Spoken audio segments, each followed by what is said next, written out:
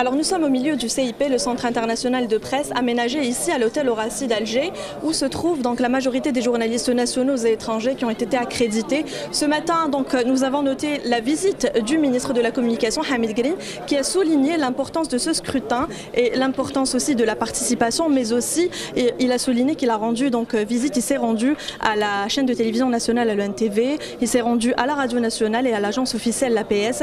Il a noté le dynamisme des journalistes qui étaient là, qui étaient à cheval pour donner une information fiable et crédible aux téléspectateurs en ce qui concerne les législatives de ce 4 mai tant attendu. Donc comme je viens de vous le dire, on est au Centre international de presse où se trouve avec nous le directeur général du Centre international de presse, monsieur Tahar. Expliquez-nous comment s'est passé l'aménagement aujourd'hui. Il y a tous les journalistes qui sont ici présents. Comment vous les trouvez ce matin? Est-ce qu'il y a un réel dévouement, une réelle envie de bien faire aujourd'hui?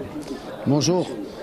Donc, comme vous le savez, comme vous l'avez annoncé, nous avons eu l'honneur et le plaisir de recevoir M. le ministre de la Communication, Hamid Green, qui vient de visiter donc, les installations et ce qui a été mis en place.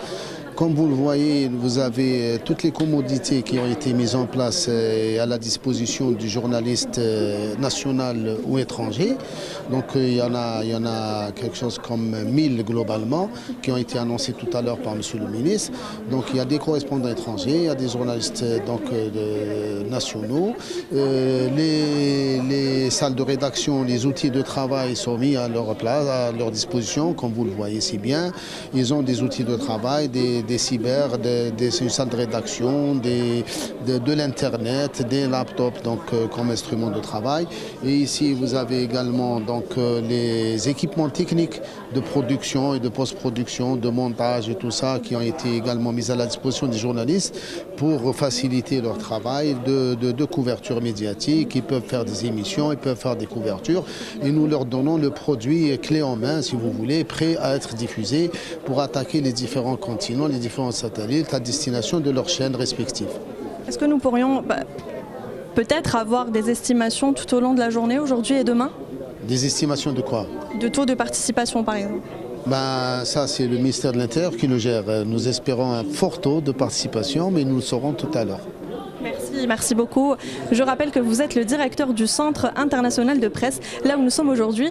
Alors, chers téléspectateurs, nous sommes aussi avec des journalistes qui s'activent massivement pour envoyer leur compte rendu. Nous sommes avec Linda, bonsoir. Bonjour. Vous êtes journaliste oui. d'Algérie. Oui, tout à fait. Expliquez-nous un petit peu comment ça se passe, qu'est-ce que vous faites maintenant? Là, on essaie d'envoyer nos papiers. On a travaillé depuis ce matin. Nous sommes aussi au CIP de l'Horaci, comme à chaque échéance électorale, nous sommes là. Nous essayons d'envoyer nos papiers que nous avons fait, des papiers d'ambiance, le peu d'informations qu'on a eues, voilà. Et comment est communiquée l'information? Comment est-ce que vous faites pour rédiger vos comptes rendus? On les fait on le fait normalement, on fait nos écrits à la base du matériel que le CIP a bien voulu mettre à notre disposition.